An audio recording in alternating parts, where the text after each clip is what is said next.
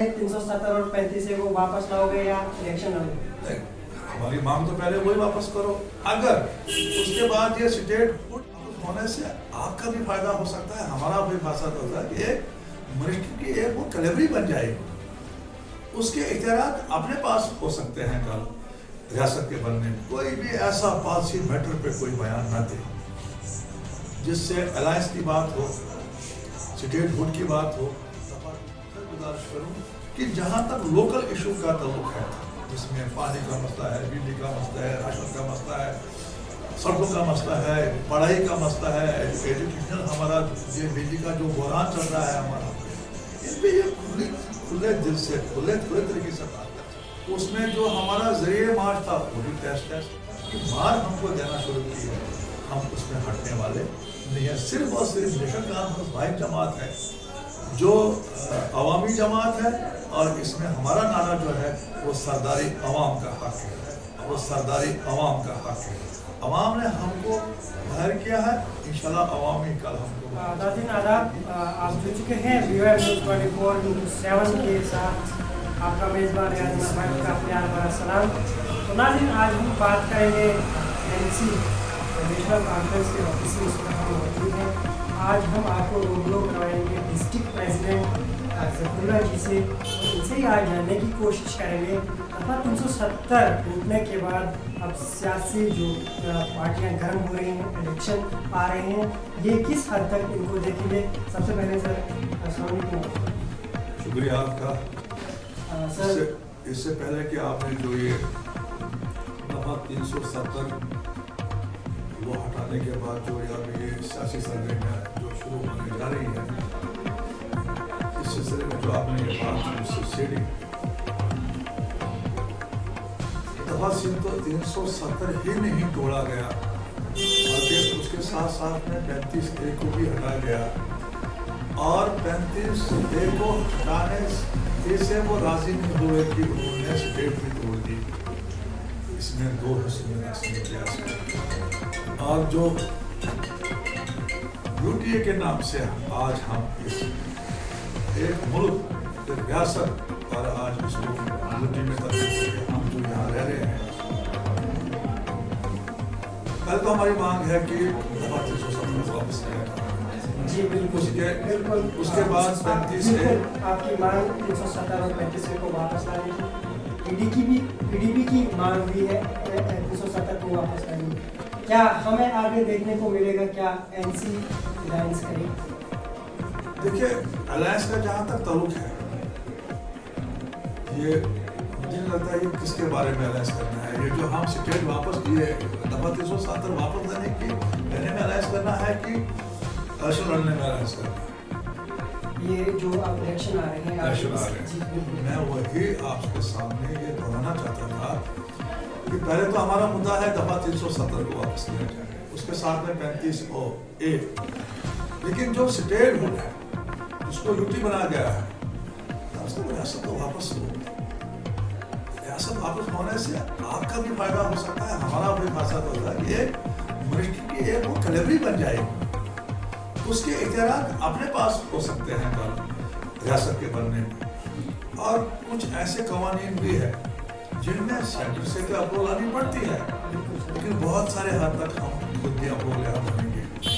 अब ये जो 2-3 चीजें ना होने से अगर हम पहले इस इलेक्शन में कूदेंगे तो ये सरासर नाइंसाफी है तमाम सियासी जमातों के लिए। इससे पहले कि आपने जो बात छेड़ी, ये इसके बाद जो आपने जो बात छेड़ी कि ये जो इलेक्शन में हम अलायंस करेंगे इकट्ठा होकर, जहाँ तक PDP का सवाल है, PDP तो एक सियासी जमात है, कब से बनी, कब से काम कर रही है, मैं इसमें जानना नहीं चाहता हूँ, ना मैं जानना चाहता हूँ, मैं ना जानने की कोशिश करूँ कि जमात तो वाकई उन्होंने भी तो यहाँ की है।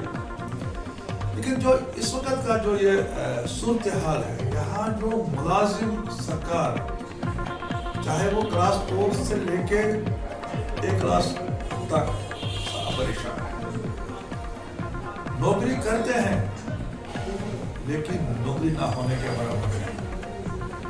वही कारोबार में उसका असर जो फिर हम हमारे ये जो घरेलू मामला में पड़े हैं, जो हमारी इकसादियत है, उसमें जो हमारा जरिए मार्च था वो भी तहस हो गया।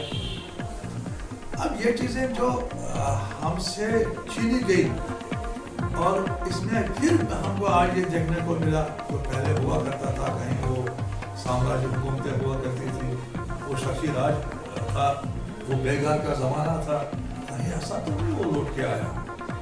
तो पहले हम स्टेट फूड तो बात की बात है, पहले हम दफा 370 और उसके बाद जो आपने अलायंस की बात आपसे जानना चाहूँगा, क्या आप पहले 370 और 35 को वापस लाओगे या इलेक्शन होगी? नहीं, हमारी मांग तो पहले वही वापस करो।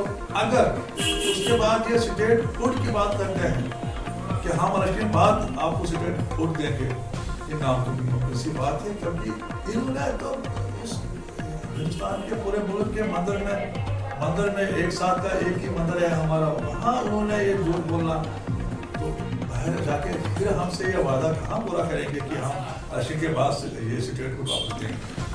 रियासत के अंदर चुनाव अगर सियासी हो तो अच्छी बात है।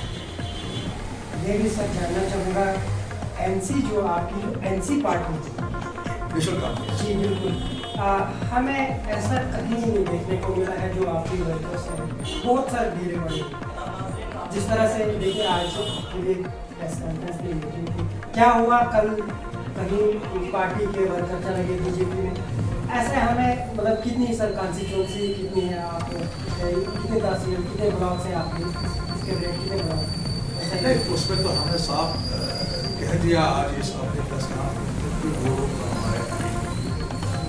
उसके अलावा हम ये भी बड़े दावे से कहते हैं कि सिर्फ और सिर्फ हल्का इंतखाब डोडा कॉन्स्टिट्यूंसी की बात है।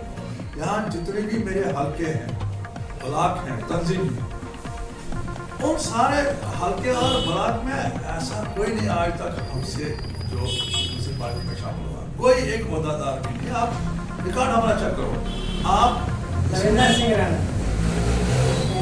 एनसी रविंदर सिंह राणा हाल में बीजेपी ज्वाइन कर, आप कह रहे हैं कि हमारी पार्टी से कोई नहीं, मैंने हल्का इंतखाब डोडा की बात की, मैंने सिर्फ डोडा कॉन्स्टिट्यूंसी की बात की, मैंने तहसील की बात की। अगर वो यहाँ मेरे पास होते तो फिर मैं जरूर कहता कि हमसे बात रास और जिंदा रास आपकी बात, वो भी एक अच्छे आदमी थे, इसमें कोई शक नहीं है। पसंद नापसंद तो भी होती है, फिर उतार चढ़ाव भी होता है, नफा नुकसान भी होता है, नफा के साथ ही होता है। सर ये भी उससे कोई गिला नहीं। ये भी जानना चाहूँगा आपसे कि आगे किस हद तक अपने वर्करों को मैसेज देना चाहिए, जिस तरह से आज देखते हैं कि यूथ काफ़ी पॉलिटिक्स में आपके हम देख रहे हैं, आपके ऑफिस में बहुत सारी यूथ बढ़ रही है आगे, किस तरह का मैसेज देना? अल्हम्दुलिल्लाह, ये जो आपने कहा कि बड़े जोक से हमारे दफ्तर में जो ये यूथ का रश होता है, अल्हम्दुलिल्लाह शुक्र अल्लाह का। और वाकईतन जो आपने कहा कि क्या मैसेज देना चाहेंगे आप अपने वर्करों को, तो मैं आप ही की वसात से अपने जो ज़िला तंजीम है हमारी, जो ये ज़िला यूनिट है हमारा, डिस्ट्रिक्ट यूनिट जो हमारा है, इसमें जितने भी हमारे अहदेदार हैं, चाहे वह यूथ से ताल्लुक़ रखते हैं या मेरिट पार्टी से ताल्लुक़ रखते हैं या जनरल पार्टी से, मैं उनसे गुजारिश करूँ और अपील करूँ कि अपने इस जिम्मेदारी की वजह से कोई भी ऐसा पॉलिसी मैटर पे कोई बयान न दे जिससे अलायंस की बात हो, स्टेट फूड की बात हो, दफा 370 की बात हो, हमारे ऊपर जो सीनियर है, सुपीरियर है, आप जहाँ तक जाएंगे, जहाँ जिस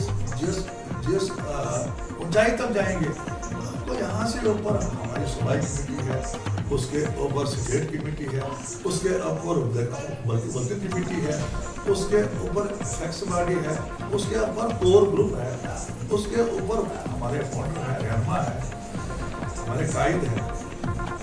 तो ये चीज़ें जो है मेरे इस ओहदे के लेवल में, जो मुझसे नीचे जो जिम्मेदारियाँ हैं, जिन पर मैं ये मेरा जो मनसब जो दिया गया है, इसके जो तकाजे हैं, वो मेरा ब्लॉक सदूर साहिबान, मेरे नीचे ये जो जिला सदूर साहिबान हैं, मेरे ये जो डिस्ट्रिक्ट कमेटियाँ हैं, मैं उनसे गुजारिश करूँ कि जहाँ तक लोकल इशू का ताल्लुक है, जिसमें पानी का मसला है, बिजली का मसला है, राशन का मसला है, सड़कों का मसला है, पढ़ाई का मसला है, एजुकेशन हमारा ये बिजली का जो बहरान चल रहा है हमारा, इस पे ये खुले दिल से खुले तरीके से बात कर सकते हैं, क्योंकि हम इकदार में भी रहे हैं, हमारा कुछ हिस्सा है और उस तक पहुँचने के लिए अभी तो ये उनको बहुत संज्ञान बिकनी पड़ेगी। लेकिन जहाँ तक इस वक्त तक जो ये हमको सियासी मार जो पड़ रही है, इन्होंने ये जो सियासत की मार हमको देना शुरू की है, हम उसमें हटने वाले नहीं है। सिर्फ और सिर्फ नेशनल कॉन्फ्रेंस वाहिद जमात है जो अवामी जमात है और इसमें हमारा नारा जो है वो सरदारी अवाम का हक है। अवाम ने हमको जाहिर किया है, इंशाल्लाह अवामी कल हमको वापस नजर लाएगी। उसमें जो आपने कहा यहाँ की यहाँ राष्ट्रपति होने जा रहा है, ये उसी की एक कड़ी। बहुत शुक्रिया सर हमारे से बात करने के लिए, बहुत अच्छा लगा आपसे बात करके। नाज़रीन, आपने देखा नेशनल कॉन्फ्रेंस डिस्ट्रिक्ट डोडा और डिस्ट्रिक्ट प्रेसिडेंट थे हमारे साथ बात करें थे, आपके सामने हम उनको रूबरू करवाएं, क्या कुछ कहा हुआ आप इस रिपोर्ट में देखें। फिलहाल के लिए जुड़े रहिए BM News 24/7 के साथ। दीजिए अपने मेज़बान रियाज भट्ट को इजाज़त। खुदा हाफ़िज़।